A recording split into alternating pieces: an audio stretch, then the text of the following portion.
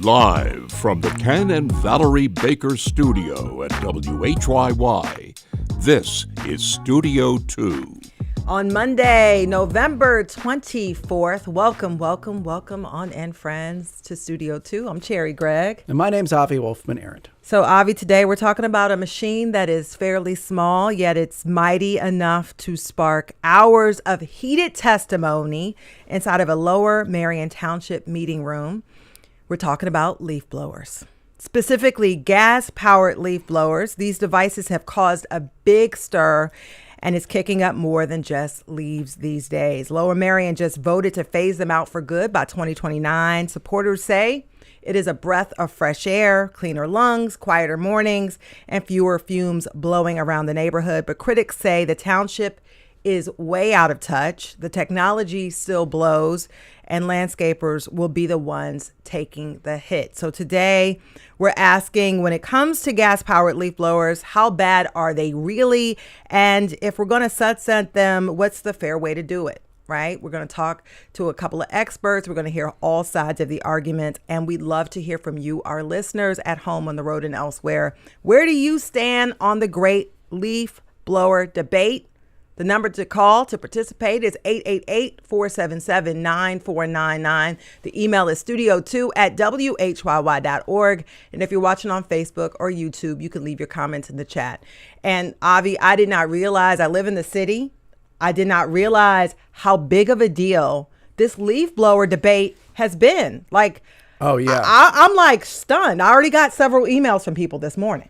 Yeah, they're flooding our inbox. I'm what? We need a leaf blower to get all those emails out. I'm just kidding. Great emails. Thank you, folks. Yes, Keep them coming. yes. But Big debate. I didn't know either. It's not the soundtrack of fall in my neighborhood. Not mine either. But people are very passionate about this issue. This is the first ban of its kind, apparently, in all of Pennsylvania. Yeah. So that's partially why we're Pretty interested big deal. in it. So again, where do you stand on the great leaf blower debate? 888-477-9499. Email studio2@whyy.org. It's a shame it's not a Thursday. Would have been a great DJ of the day topic. I know. You were already, Avi, before yeah. we got on the show, he was playing some I was playing some songs. Simon and Garfunkel. The leaves that are green turn brown. People might just email Yeah. us on a Monday. All the DJ leaves of are the day brown and the stuff. sky is gray. The answer is blowing in the wind. A lot of good options. But it's So, not Thursday, sorry. yeah. But we will still do our trio of local news stories. Yep. Before we start, just wanted to note some breaking news. We're not going to get into this, Mm-hmm. but the Inquirer is reporting that Governor Josh Shapiro has set aside some emergency funds for SEPTA to fix Yay, its regional SEPTA. rail cars, which have been a huge problem over the last few weeks. So we'll follow up on that story throughout the day. Be on the lookout and listen out for that. First, though, let's dig into the drama at the Philadelphia Art Museum, which is messier than Jackson Pollock's studio. Art reference. Last time we talked about this story, the museum board had abruptly fired CEO Sasha Suda shortly after she spearheaded a branding change that included a new logo and officially changing the institution's name to the Philadelphia Art Museum. Since then, Suda has sued the board, claiming they conducted a sham investigation into her use of museum funds and alleging that a small group of board members essentially conspired against her to get her fired. The museum has responded to that lawsuit, claiming that Suda misappropriated museum funds and tried to give herself several raises. And while all of this was going on, we learned that the museum's former head of HR and diversity initiatives is being charged criminally for stealing $58,000 from museum coffers. There's a little ray of sunshine in all these dark clouds that the museum did actually find a new CEO and director. He is Daniel Weiss. He's the former president and chief executive of the Metropolitan Museum of Art and was named CEO on Friday. That's a lot of news condensed into one story, but man, oh man, very turbulent time at the Philadelphia Art Museum. Yeah, by the way, Suda, through her attorney, has denied the allegations made by the PMA board. She claims the narrative is false and, quote, fits the Philadelphia Museum's long-standing pattern of trying to cover up its misconduct and mistreatment of staff. I should mention that Suda was hired during a tumultuous time at the museum, and now Daniel Weiss who, by the way, has connections to the area. He was the former president of Haverford College. Indeed, he was. But now he is coming in a very tumultuous time, right? He has a lot to deal with. He has to smooth out this controversy. He has to decide whether or not to roll back the recent name change and rebrand. And according to the Philadelphia Inquirer, the museum is operating at a financial deficit, has several big pieces of operational and facilities projects that are in need of attention. So he has his work cut out for him on day one. I suppose it speaks to the strength of the brand in the museum and its legacy that amid all of this, they could get someone with a pretty high profile to come and be the CEO. But like you said, lots of work ahead. Story number 2, Cherry. Yes. Speaking of work. Yes. Things that are dilapidated. I know. Go ahead. The city of Philadelphia could soon see a 20-year tax abatement to help turn schools and old office buildings into housing. The long-awaited state budget apparently included a provision that would exempt, quote, improvements that convert deteriorated property into residential housing units from taxes for up to 20 years. And this means that city council and the mayor, they can now craft and pass legislation to support this. You know, housing has been a top priority for the Parker administration. She set a goal to build or preserve 30,000 units of housing. And the goal, says Parker, is to deal with the office market crisis in Center City, but she's also wants to apply this new provision to vacant schools and other underused buildings in neighborhoods as well.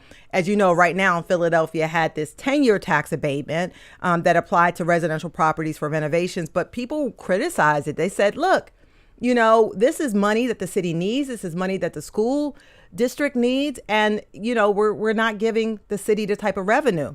But, you know, the mayor has said this is going to be a surgical tool. This is not going to be a blanket for billionaires, and that this could definitely fill the void for affordable housing.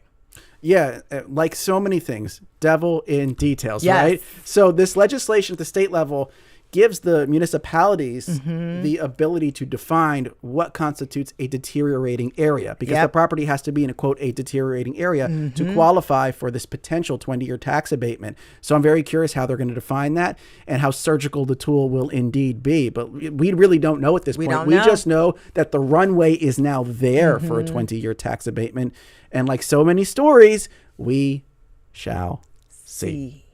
That could be like the tagline for this segment. We shall see. We'll be watching. Speaking of things you will see, if you are driving in Haddonfield, New Jersey this holiday season, and you see a yard with a giant inflatable green bean casserole decoration, and you're wondering why, well, we've got a story for you, written by Zoe Greenberg over at the Inquirer. That yard belongs to Thomas Riley, and 70 years ago, his late wife, Dorcas Bates Riley, was working at Campbell's Soup Company in South Jersey when she developed the original recipe for green bean casserole. All right. Yes. Green bean casserole turned 70 years old this year. It's from our region. I did not know that until reading this particular story. The OG recipe, by the way, is Campbell's condensed cream of mushroom soup along with a splash of milk, soy sauce, didn't know that, and black pepper, of course, crispy fried onions to top it off. Green bean casserole, Cherry, is it a must-have on your Thanksgiving table? Full disclosure, I have never tasted green bean casserole, and I don't know if I could sell it to the fam. Like, I've never tasted it. Yeah. But I've seen it. Are you actively avoiding it? No, I've just in your years of life, it's never been on a table in front of you and you took a bite? I never took a bite. I mean, you're missing out. You are missing out. It's so good. Oh, wow. It's amazing. It's creamy, but it's still a green element. So you feel like maybe you're eating something kind of healthy. Yeah. Well, shout out to... And I love crispy fried onions on top. I'm a huge fried onion guy. But I love this story just because, you know, Miss Riley, she like created this out of things people would typically have at home. Yeah. So, you know, totally. And so put this together and it became super popular and it boosted the sales of the cream mushroom soup. Yeah. Those sales spike in November and December. And I've had a can of cream of mushroom soup for like 5 years. I need to bust that sucker open. And no offense to Campbell's, but that's the worst part of the green bean casserole. Oh, okay. Yeah, I'm just saying, it's not like, to me, that's not as necessary as the green bean. Some sort of creamy element. Of course, gotta have the crispy onions on top. Onions. It's not, by the way, it's not a standard on our Thanksgiving table, Yeah. but it would be if I had my way. Put it like that. You're voting for it. Well, I love green beans in general. Big I green do bean too. guy. We have green beans, but we just haven't put the cream of mushroom and all Do the you soy like sauce. casserole? Is it an anti-casserole thing? We just don't have, other than I'm just trying to get to the macaroni root and of cheese this. casserole. I have a like lot we don't of have questions. a lot of, and sweet potato casserole. We don't have a lot. So you're of not green beans. anti-casserole, and you're not anti-green bean. You just have never had green bean casserole. I've never put the cream of mushroom soup. I might be anti-cream of mushroom soup, maybe. Curious. Then don't do that. Just leave that part out because you don't really need that. You can find recipes now. Will you that just don't put have- cheese on there? You could have just some cream. You could put some mushrooms in there. You don't need that condensed. You don't need the Campbell's. You know what? And I'm anti-mushroom. That's the problem. I don't like mushrooms. I have an issue with that. Okay. Moving on. But I'm sure it's delicious. And happy 70th. You know what? Moving on. We got to do a new debate now. Not green beans, but gas-powered leaf blowers. That's what we're talking about on the other side of the break. Don't go anywhere. You're listening to Studio 2 on WHYY.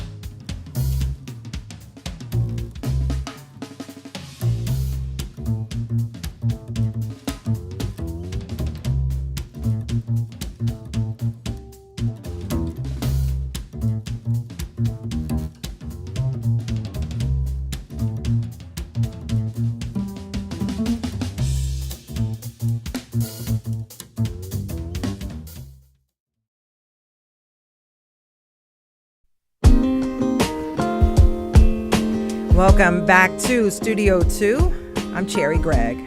And I'm Avi Wolfman Ahrens. Gas-powered leaf blowers. Banned?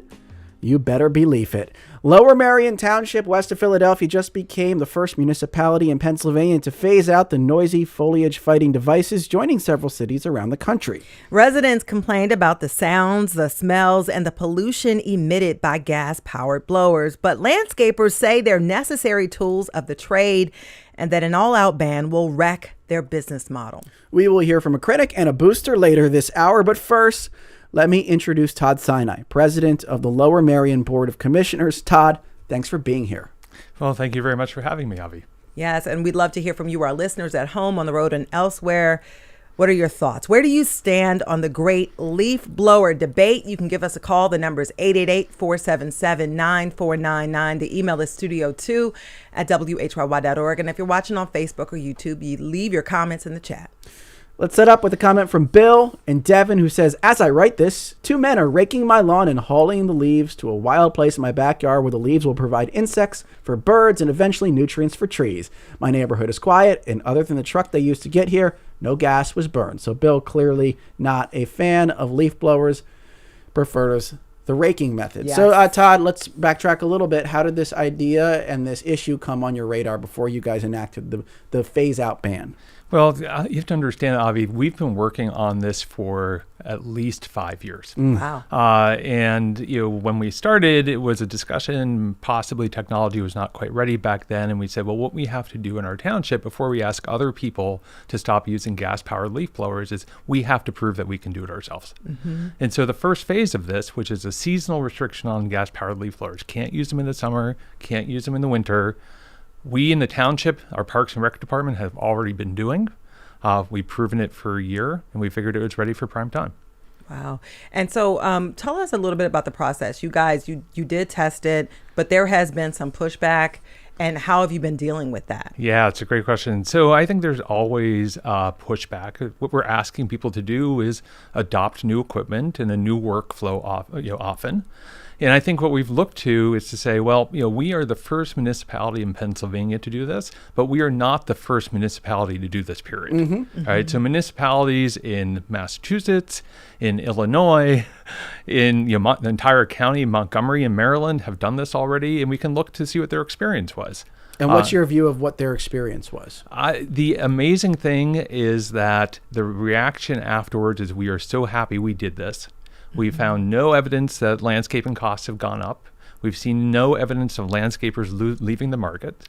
What we have heard is people saying it's quiet now, it's cleaner now. And what happens is you give people a constraint. You can't use gas-powered leaf blowers. Well, they live up to it. They find ways. Yeah. They innovate and they adapt. Yeah. So let's get into the details of what you guys are proposing or have passed talk. here. So starting June 1st of next year, gas-powered leaf blowers banned seasonally, right? That's the first phase. Then we get to 2028, only permitted in the fall. 2029, banned completely. That's the basic rundown here? That's the phase out, yep. Okay. And so you said that you had tested every part of this phase out so far on like the municipal properties, or just the first part of the phase out? Just the first part of the phase out. Okay. Right. So, yeah. So you haven't tested full ban when it comes to maintaining the township's own properties. So we've gone to using electric in tried it in all seasons.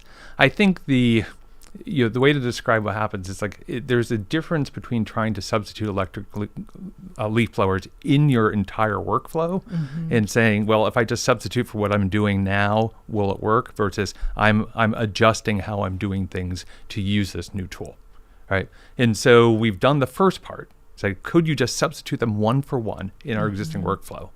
And you have to actually do the transition to get to the second part, which is to say, okay, well, now what we need is a charging infrastructure and all those things to be able to do the rest of it.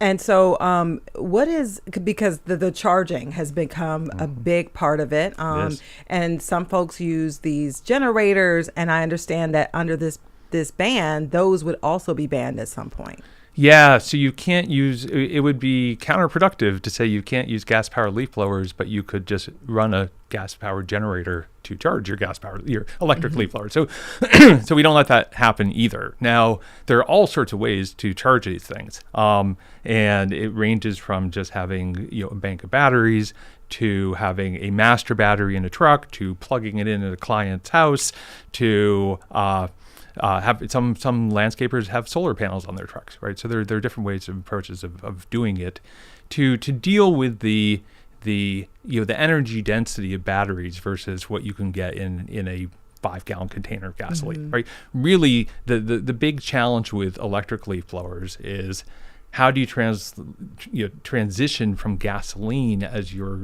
what's going to be your energy is going to come from to batteries. And it takes a bunch of batteries. So you look for ways to not have to carry 8 hours of batteries on a truck. Fortunately, you just don't really often have these situations where people run gas-powered leaf blowers for 8 hours continuously without the ability to recharge the batteries along the way. And so those will only be a small number of people, you're basically saying, who will be impacted by that part of Well, the I mean, I think so you need, the reason for the seasonal phase out, right, is that we're starting with restrictions on using gas-powered leaf blowers in the seasons where people generally don't use leaf blowers very much anyway, right? And you just don't really need gas-powered leaf blowers to blow grass clippings off your sidewalk, right? So the first 2 years is like a really light lift. And even in the spring, when you have a spring cleanup, that's something that, existing straight workflow, you can substitute electric leaf blowers. The fall cleanup is where the hurdle is. But by the time we get to that 4 years from now, other communities have already banned, leafy communities have already banned gas-powered leaf blowers the entire year, like 2 years ago. So it'll be 5 years by then, right? There's 5 years of experience in technology. And if other communities can do it now, we can do it in 3 years. Yeah. Well, let's bring in a caller. We have Jim from Lansdowne on the line. Jim, you're on Studio 2. What's your question or comment? My comment is that I'm an old man, and I just bought a handheld Husqvarna leaf blower. And I got a lot of work done yesterday with that, and it would have taken me many days to have done it with a rake. So I don't hire people to mow my lawn. I hire my grandson to mow my lawn. And it's just, I can't figure out how I'm going to deal with we have trees all over my neighborhood, and there are leaves all over, a foot deep, all over my back lawn and my front lawn. Yeah. I just don't know how I'm going to deal with it. Yeah. Thank you, Jim from Lansdowne. Let's bring in a second caller now. Different opinion here, I believe, from Will in Concordville. Will, you're on Studio 2. What's your question or comment? Hey, thanks for taking my call. Avi, I listen to you guys every day. Thanks, Will. Thank Time you. It's about Philly, and I kind of tune out, but this is about my neighborhood. I live in a retirement community, and about every Tuesday morning, a brigade of 5 or 6, 3 or 4, 5 or 6, it varies, gas-powered leaf blowers appear strapped to the backs of the workers, and they're very noisy and annoying to the residents. We don't like the gas fumes, but maybe more importantly, I wonder how it affects the health of the operators, both their hearing and their breathing. I understand there are problems in phasing them out. I think they are going to phase them out, but this ought to be universal, throughout the country, that we phase these things out without causing any economic hardship to the people who provide these services. I'm not talking about individual homeowners. That's a different issue, but I'm talking about commercial ventures, which I'm dealing with here. So Thank you, Will. Thank you, Will. So we heard from Will and Jim there expressing different perspectives. We haven't really gotten to the backstory yet, Todd, of why people were complaining about this and how this sort of issue popped onto your radar. So what is the basic problem as you see it with the gas-powered blowers? And what were you hearing from residents about them? Yeah, I mean, it's the exact right question, right? Well, why should government get involved in this, right? And the number one reason is health. So these gas-powered blowers, in the first caller was worried about the elimination of blowers. Well, the electric blowers are just as powerful as the gas blowers. You still get to blow your leaves, right? But the reason to get rid of the gas-powered blowers is that they're really noisy. They cause hearing loss. They're basically incredibly polluting, and so they're putting raw gas and oil. They're just dispersing it into the air. They have all this unburnt fuel. What they do burn, they burn oil. They create benzene. They're carcinogens. It creates asthma, heart disease, birth defects, all sorts of stuff, right? So the health reason is the number one reason.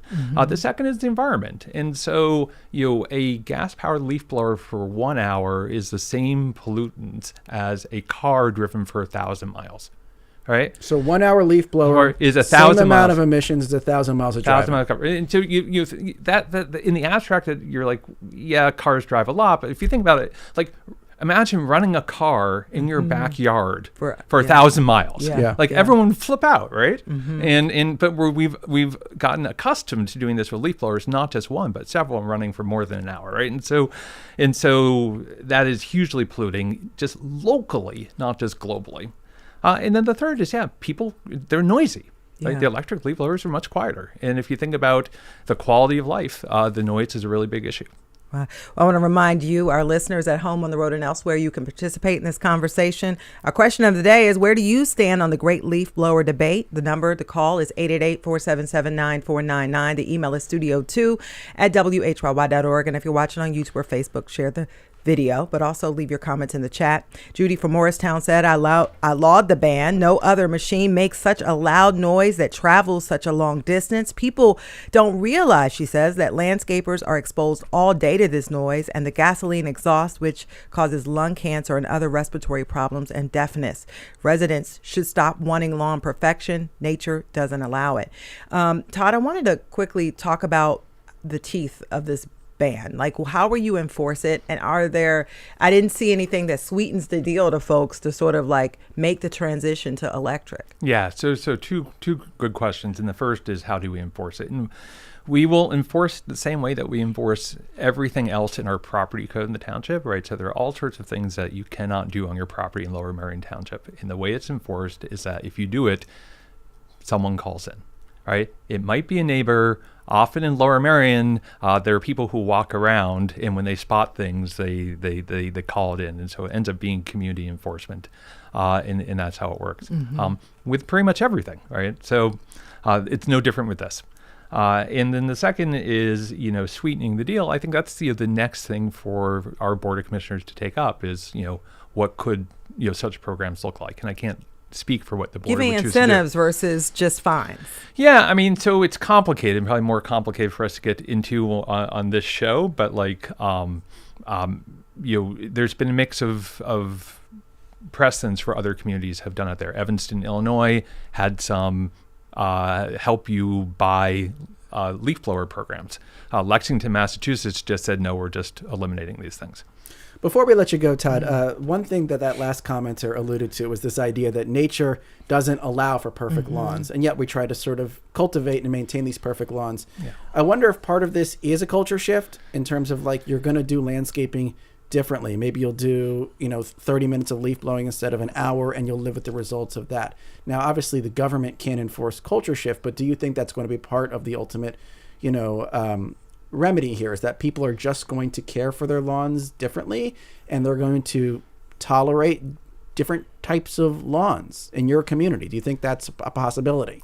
Yeah, as part of my research before we voted on this, I talked to a landscaper in Evanston, Illinois, where they had passed this ban in 2023 to just find out what the experience had been there. And that landscaper said, yeah, this idea of a perfect lawn is something that the industry sells you, just like the diamond industry says you need to spend 3 months' salary on an engagement ring. Sure. Right? There's nothing in nature that says that's what you should do. What nature says you should do is, like, if you want to have a clean lawn, is you pull them up with a lawnmower and you dump the leaves in your flower beds, and it's great for the flowers. You need 1/3 as much mulch in the spring, right? And that's what you would do. I've been at this long enough not to bet on people changing how they want things to look. Mm-hmm. But, when people adapt, right, then maybe one of the ways you adapt is you just have a more healthy way of maintaining and taking care of your lawn, and this somewhat artificial aesthetic goes away. That would be a way that people could respond.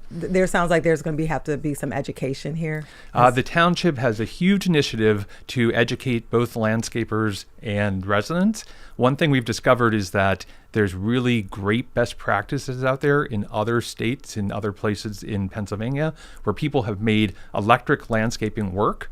And we just have to teach people the best practices, and we'll bring them in to do that. Well, Todd Sinai, thank you so much for your time today on Studio 2. Thank you very much for having me. That was Todd Sinai, president of the Lower Merion Board of Commissioners. They recently passed a phase-out plan to get rid of gas-powered leaf blowers in the township. That's the first plan of its kind in the Commonwealth of Pennsylvania. Yes, and now we want to welcome in a landscaping professional. Gerhart Arndt is the founder and owner of Sustainable Lawn Care Services located in Plymouth Meeting. Gerhart, thank you so much for being here. Hey, thank you for having me. Appreciate it. And so you probably heard some of what Todd had to say about the new ordinance in Lower Merion. You work in landscaping, and I understand you've actually used the electric leaf blowers. Talk about your experience and just give your reaction to the rollout of this ban. Yeah, so I have been all battery since 2020, and I've showed up to the last 3 meetings, Board of Commissions, and complete opposition as a business owner. Probably one of the biggest environmentalists you'll ever meet. If you do know anyone more, please, I would love to talk to them and network with them. But as a business owner, someone who's trying to grow a business, especially when you consider 9 out of 10 small businesses fail within the first 5 years, and the second highest failure rate of all industries in business is lawn care landscape, I have had to completely pivot my entire business model from mowing and traditional landscaping to fertilization, weed control, organic-based, carbon-based fertilizer, of course, and holiday lighting, because it just simply is not where it needs to be economically, and especially when it comes to the actual power of these things. Now, you get the claims from these companies who are trying, just like you said, the diamond companies want to tell you to save up all this money to buy all these things. Well, the equipment manufacturer companies, they're going to tell you, of course, they're going to tell you you're going to get all this runtime and it's going to be great and everything. But as someone who's been doing it for 5 years, I have not found one company who says something and it actually happens. Well, let me just summarize real quick, Gerhart. So you're saying that you attempted to adopt all electric in your business model, and as a result, what, you just can't do leaf blowing services now because you're just not competitive with your leaf blowing? On price-wise, correct. And, the actual conditions don't allow it. I mean, I've tried for years to make this happen. I've tried we're going to mulch it up with the mower and the bagger, which, all battery equipment there. We're going to put it on tarps, and it's just nowhere near as efficient. And no one wants to pay what the actual price is for the hourly rate to recover the cost of all these things. And my batteries, I have thousands of dollars of paperweights because they don't last more than 2 to 3 years. And that's almost right outside their battery, their warranty. And so, Gerhard, just explain to us, because for folks who may not use these leaf blowers, right? So is it just that you turn on the leaf blower, they only work for X amount of time and they conk out? Like, tell us the specific issue. So, when you're talking about the conditions of fall cleanup, when it is, just last week we had 40 degrees with 40-mile-per-hour gusts. The batteries do not, they say on there that the temperature range you're supposed to use them in is 40 degrees to, I believe, 80 or 90. And when you're outside of that temperature range, they just deplete very fast.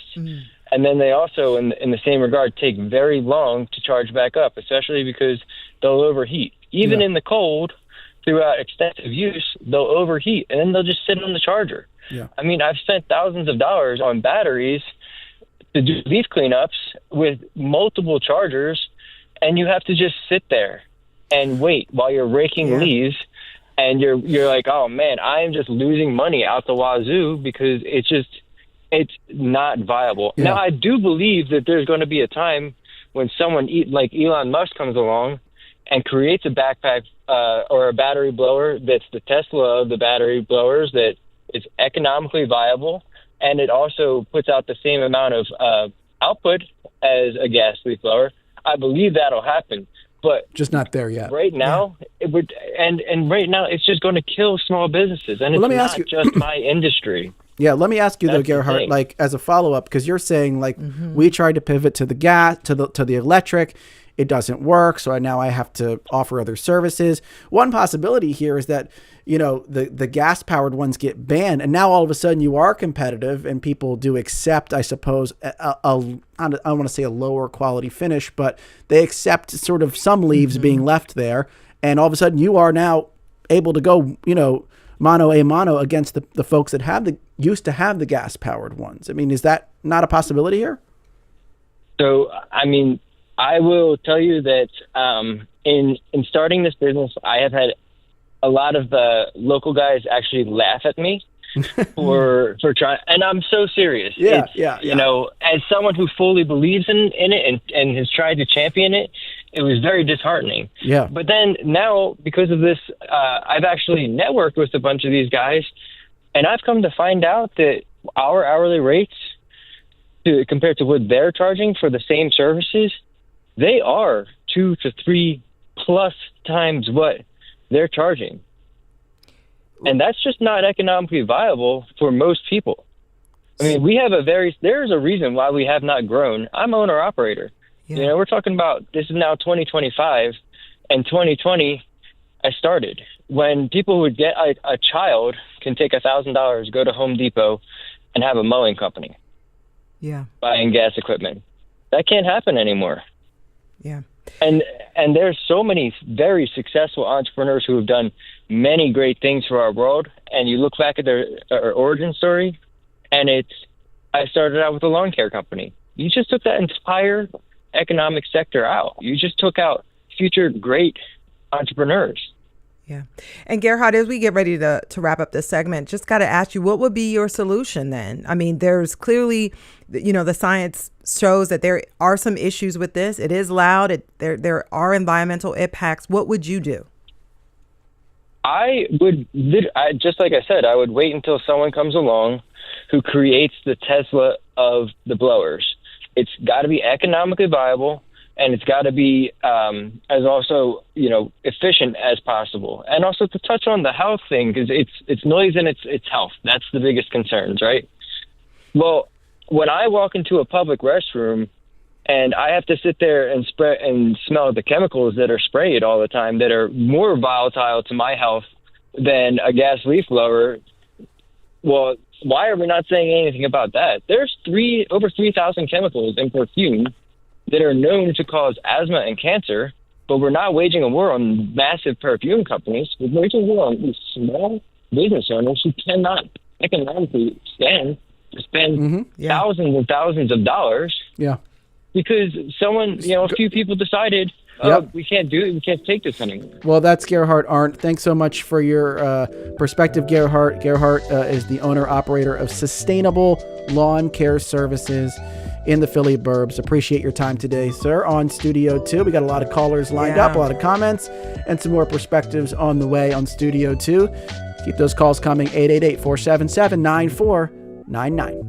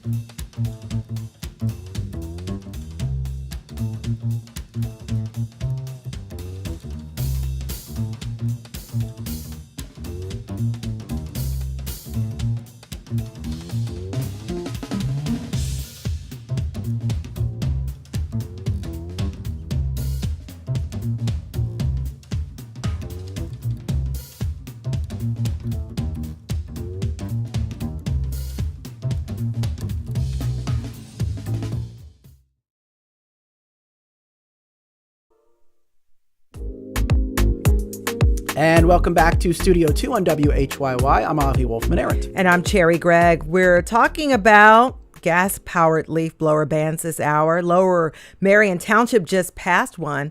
Earlier, we heard from a township commissioner and a professional landscaper, and now we want to dig into the science. What do we know about the health risks, air pollution, and the noise that gas-powered machines generate? We have David Masur joins us. He's the executive director of PennEnvironment. David, thank you so much for being on Studio 2. Hey, Cherry. Hi, Abby. Thanks for having me. Appreciate you taking some time, David. And we're asking you this hour, where do you stand on the great leaf blower debate? 888-477-9499 is the number. The email studio2@whyy.org, YouTube, Facebook. How you doing? Drop a comment in the chat. Let's hear now from Matthew from a caller, in Doylestown. Matthew, you're on Studio 2. What's your question or comment? Hi there. Yeah, I also owned a landscape business here for the last 12 years, and our mission was basically environmentalism and using electric equipment for the last 10 years. I just wanted to call in, offering perspective on the commercial level of success using only electrical and battery equipment. Did you find success? Have you found success? Yes, yeah, no, it's. I think that's the interesting thing about our story is we've been doing it for 10 years before these ordinances were coming in. And we have. I think it's completely possible. We've done it.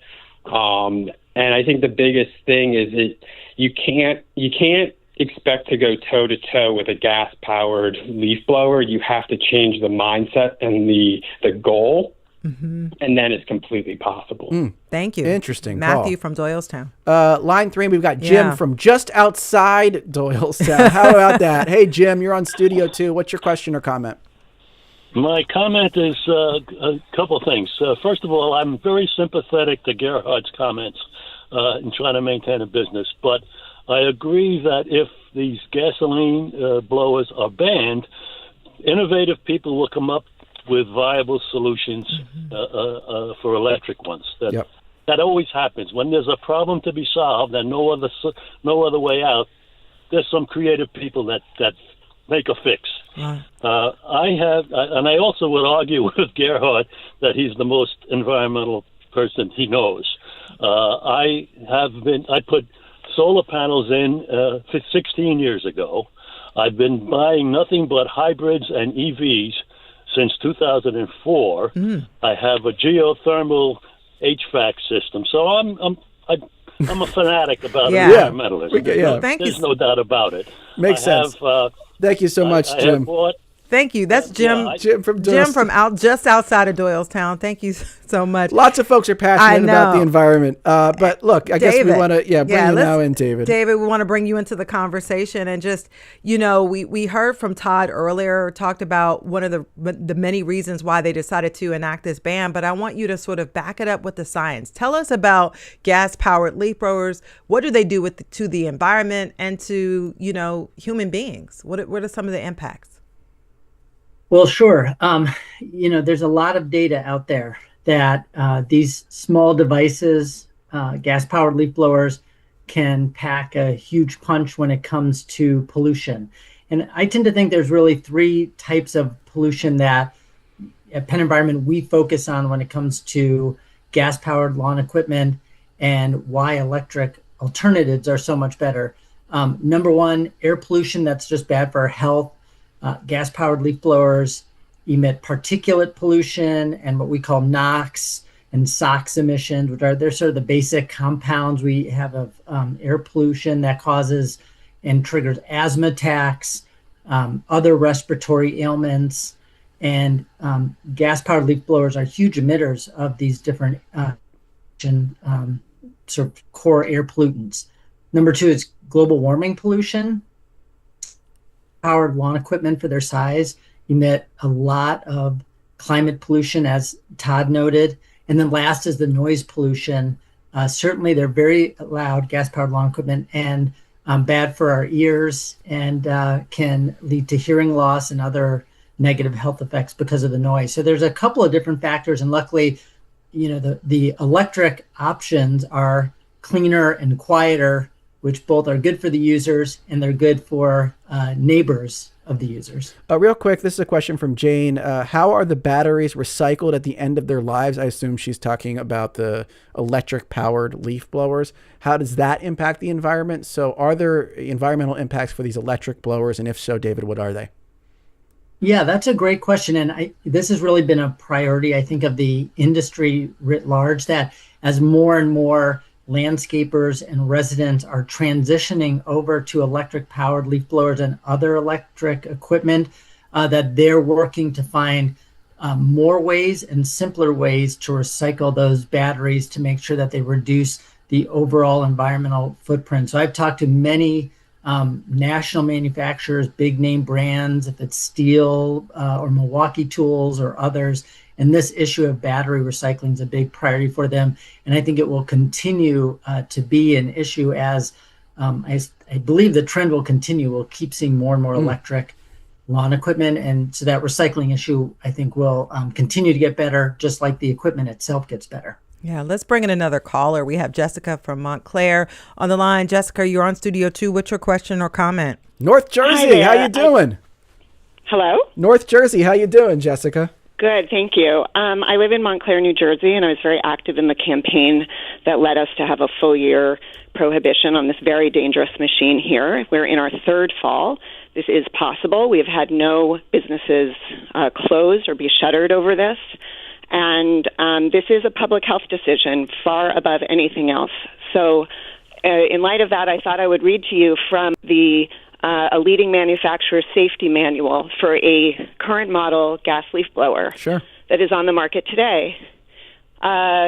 This product generates toxic exhaust fumes containing chemicals such as unburned hydrocarbons, including benzene, and carbon monoxide that are known to cause respiratory problems, cancer, birth defects, or other reproductive harm.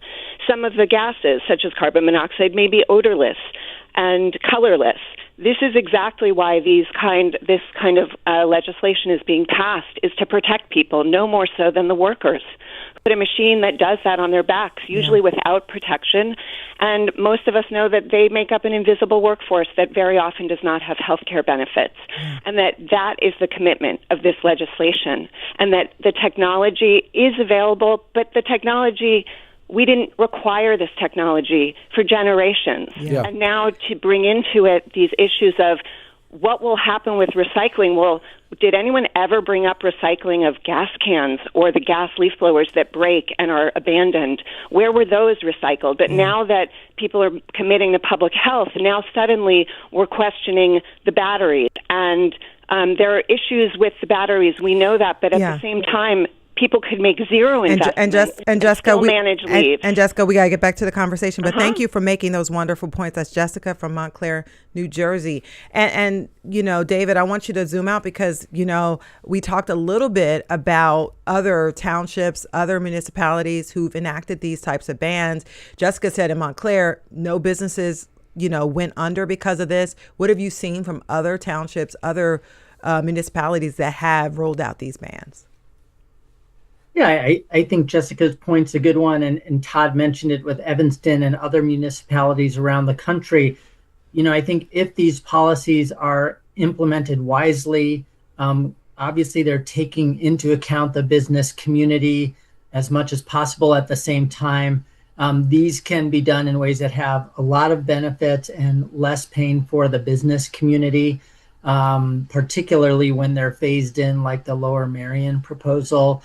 You know, so I think, you know, we'll see this trend probably continue, that local or county officials, even state officials, will look for ways to either require or incentivize the transition to electric lawn equipment, since it's going to be so important for protecting public health. And I'd add, this is really a direction that the industry is headed to. If you look at either the manufacturers or the retailers like Home Depot, they're making the transition and committed to really selling the vast majority of their lawn equipment in the upcoming years. And I'd say that really speaks to the economics of this. Certainly, if you're Home Depot, you want to sell items, you want to make sure that the products on your shelf sell. If you're Steel or Milwaukee Tools or Ego, you want to be a manufacturer that has a product that can sell. The fact that they're all leaning into this, I think, speaks to the fact that this is also what consumers are moving towards as well. And I have a quick follow-up for you, David, because one of the callers that we didn't get to actually asked the question about whether or not other, besides leaf blowers, right, gas-powered leaf blowers, have other municipalities maybe decided to ban other forms of lawn equipment that it happens to be gas powered. Have you seen those bans expand? And given the fact that the industry is sort of leaning into making everything battery powered? Yeah, I think leaf blowers is the one that we see most often because the technology is the farthest along right now. The price is comparable. Actually, over the life of the product, consumers or landscape businesses will save money on the electric leaf blower because it has a longer lifespan. You aren't paying for the price of the fuel. But I think all across the country, there are policies, either again incentives or mandates, to move away from the whole set of gas-powered lawn equipment. And I'd add, it's not just lawn equipment in the traditional sense of the spring, summer, and fall months. But also there's a growing business around electric winter equipment as well, like snow blowers and all those things when we have snow in those states or communities around the country, that they have cleaner equipment as well. So I think this will continue to grow. And as we've said, as you know, there'll be sort of like an ongoing cycle. As the technology gets better, more local officials will want to do this. As more local officials do this, it'll spur the technology to get better, and on and on. David, I assume a different David, says people should prepare and practice a leaf management program for their property. If you have a stand of trees on your property, just move the leaves to the woodland floor. This is what happens in nature. The leaves feed and protect the root system. They also act as a sponge and will slow down runoff. This is a sort of, you can't quantify this, the other David Masur, but one of the big questions here is whether people will accept different lawn care treatments, and maybe will accept that their lawns might look different if they, practice different, management protocols. Do you think that's changing as well? People are becoming, I don't know, they're not looking for the same type of lawn that they might have looked for 10 or 15 years ago. Yeah, I think there is that trend. Of course, it's hard to overgeneralize when we're talking about, hundreds of millions of people with lawns around the country. But I do think there are people looking at, is that traditional idea of the green, impeccable lawn what folks want? I know my own parents have gotten rid of a lot of their grass, and they put in native plants and wildflowers. It's less care for them, and that's what they wanted to do. And I think you'll see, more of that trend occurring as well. So I think it's really up to the, homeowner to decide. I'd add, it makes sense. Some of this may have some growing pains. I think it's human nature for all of us that when we're told or asked to try something new or get out of our comfort zone, we have a little healthy skepticism and maybe a little sense of, anxiety or discomfort. But so often when we take that leap of faith, if it's a policy like this or, a lifestyle choice we make, it ends up to be such a good one and have so many benefits. I think we look back on and go, oh, I'm really glad I took that step. It made a big difference. Yeah, Agnes from Media says, I have a love-hate relationship with gas-powered leaf blowers. Yes, they're loud and stinky, but they are so much more effective than raking leaves. Lower Merion is just displacing the pollution problem to someone else's backyard. Sue says, I live in Montgomery County, close to the Bucks County line. Lots of big houses and big lawns in my area, and almost everyone has lawn services. The roar of the blowers is constant, and the smell of fumes when they blow through the neighborhood is awful. And one of the questions I asked Todd, I want to ask you, David. I mean, what does it look like when you start doing this education rollout? Because you got to convince people to sort of buy into this and to really, in order to make this rollout work. Yeah, I think there's a whole variety of things you need to do. I mean, certainly you have to get people the facts and show them that there are, objective forces out there that have no financially vested interest. They just want the facts to fall where they may and show the benefits of doing this. And, I think hopefully that goes a long way. I'd like to hope that, the messenger matters too. So if it's your local elected official or nonprofit, groups like PennEnvironment saying, we've done our homework and, this is the right path forward, that as well.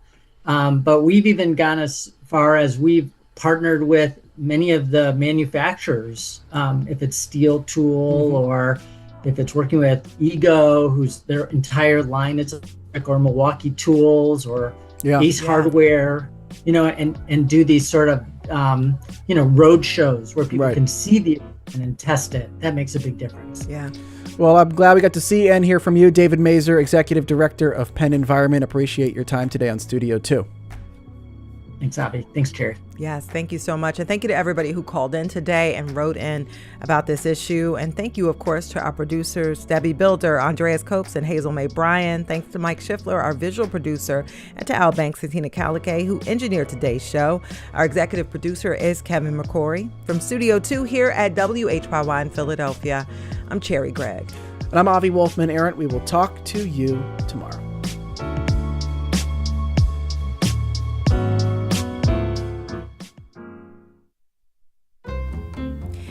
Tomorrow at noon, scams.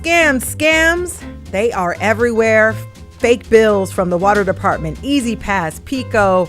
And with AI, it is getting harder and harder to distinguish what is real and what is fake. We'll learn about the latest scams and, most importantly, how to avoid them. We would love to hear from you. Have you fallen victim to a scam recently? Email studio2@whyy.org. No judgment. And tune in tomorrow at noon for No Judgment, just great programming. Coming up next, it's Here and Now.